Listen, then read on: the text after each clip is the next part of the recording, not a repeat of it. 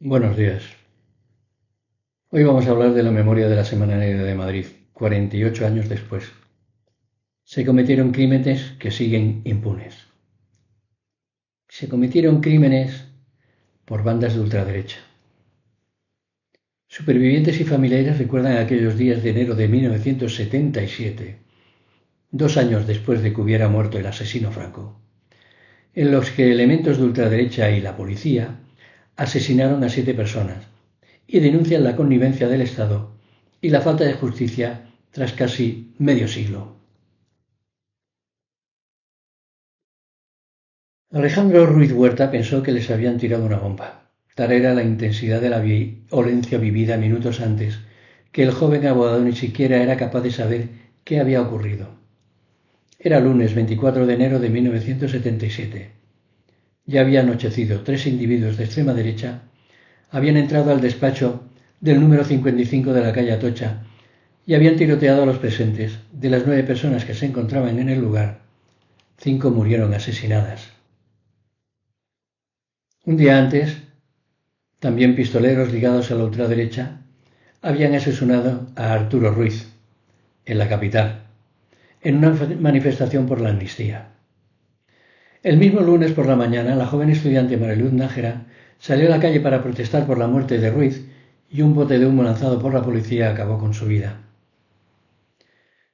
Creo que después de este breve resumen, que luego continuaré, sabréis por qué me indigno de una manera brutal cuando veo a jóvenes que hablan del régimen del 78, sin tener ni puñetera idea de lo que tuvimos que pasar y sufrir los que lo vivimos.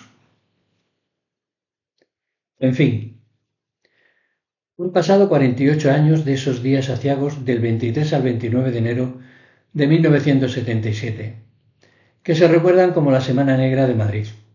Casi medio siglo después, la memoria de aquellos sucesos sigue encendida. Así lo prueba el próximo estreno de la película 7 días en mayo, dirigida por Rosana Pastor. La cinta combina elementos de no ficción y documentales para contar la historia en la que un director de cine italiano llega a Madrid con el objetivo de preparar una película sobre la matanza de los abogados de Atocha. La masacre cometida contra los laboralistas supuso quizá el episodio con más repercusión, pero no el único, a manos de ultraderechista y Policía Nacional. Hay un asesino que vive en Argentina, Miguel Ángel Ruiz. Es hermano de Arturo Ruiz, estudiante y albañil que murió asesinado con 19 años. Se topó con una banda de asesinos a sueldo del Estado, dice su hermano Miguel Ángel Ruiz. Le mataron por reivindicar la libertad. Era domingo 23 de enero. La sangre no había hecho nada más que empezar a correr. El que disparó fue José Ignacio Fernández Guaza, un asesino, integrante de Guerrilleros de Cristo Rey y ligado a la Guardia Civil, a quien nunca se pudo juzgar al huir del país con la connivencia del Estado.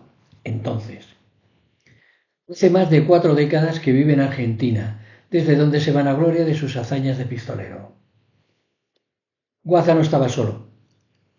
La pistola que accionó pertenecía a Jorge Cesarsky, ligado a la Dirección General de Seguridad y al grupúsculo filofascista Fuerza Nueva.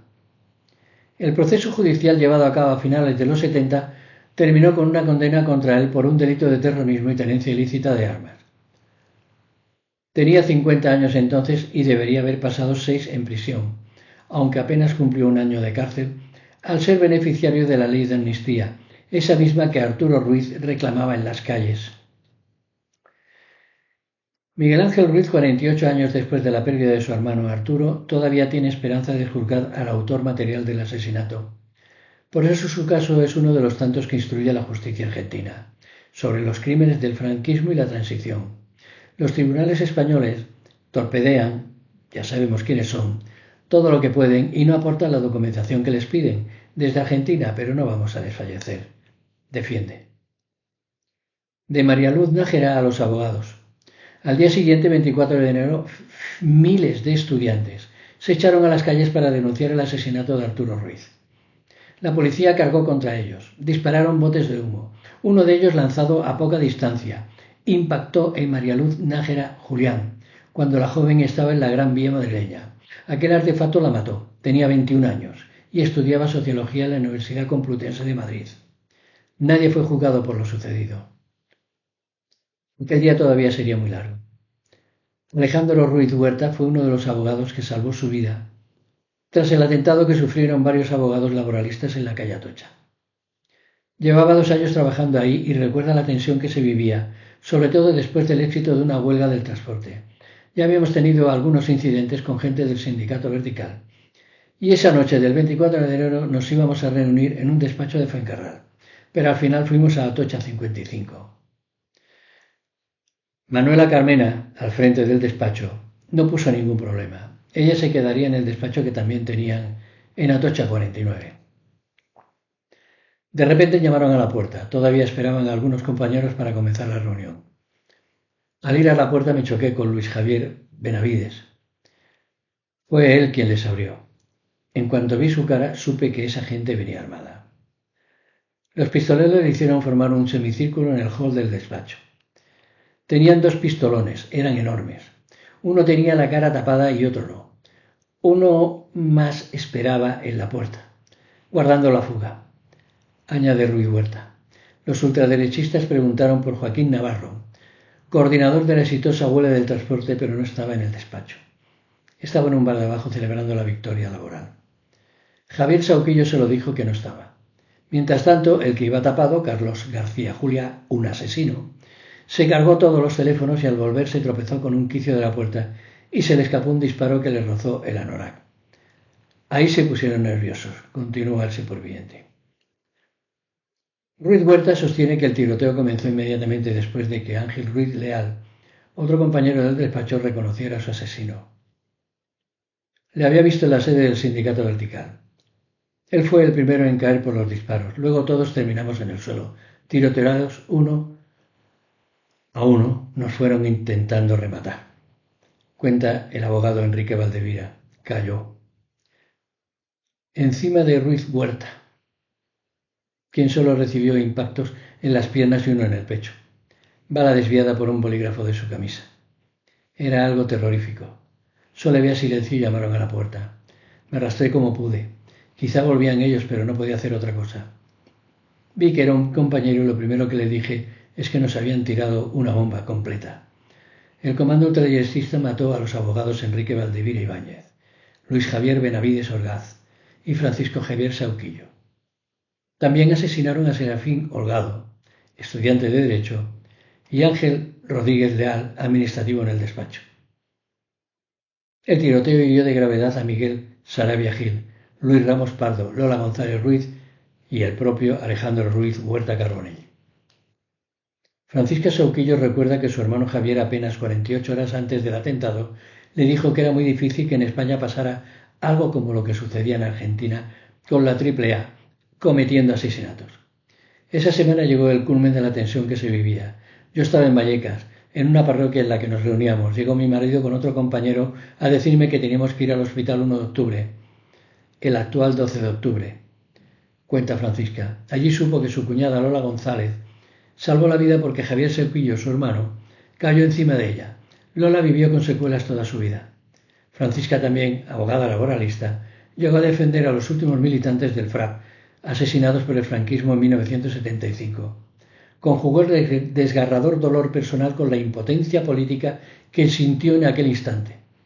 El funeral fue un acto de fortaleza. El decano del Colegio de Abogados se enfrentó al gobierno y permitió que la capilla ardiente estuviera en la sede del colegio. En las calles miles de personas se enmudecieron con el paso de los féretros. Terminó la Semana Negra de Madrid. La reforma del régimen triunfó sobre 300 asesinatos, pero no las muertes a manos de la policía y elementos de extrema derecha.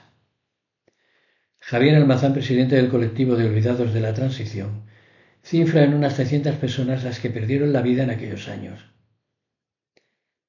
Y luego que me hablen del régimen del 78, los mal nacidos que no tienen ni puñetera idea de lo que pasó.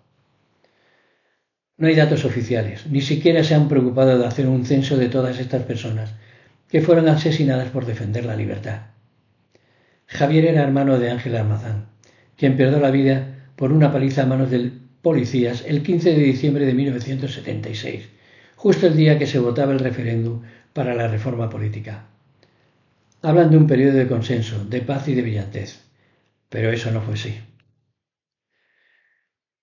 Intentan introducir un relato diferente al esgrimido durante décadas sobre lo que supuso la transición española, y les está costando mucho, más cuando hay tanta gente joven que no tiene ni puñetera idea de lo que nos hicieron, a los españoles, a todos, y que si están vivos y tienen libertad, es gracias a todos los que luchamos por ello. Se cometieron decenas de crímenes que siguen impunes. Nosotros queremos introducir el punto de vista de las víctimas, porque sabemos que existía un plan establecido para reprimir cualquier disidencia que apostara por la ruptura con el régimen, y no por su reforma, como finalmente ocurrió. Termina diciendo Almazán. Realmente fue una semana negra. El régimen del 78 lo protagonizaron la gente que luchó en contra de la reforma del 78 que hicieron los herederos del franquismo y que ahora siguen con la misma política. Vox y Partido Popular, defendiendo todavía a Franco, a una dictadura asesina y a los asesinos de aquella Semana Negra. Más de 300 españoles murieron por pedir libertad, amnistía y estatuto de autonomía.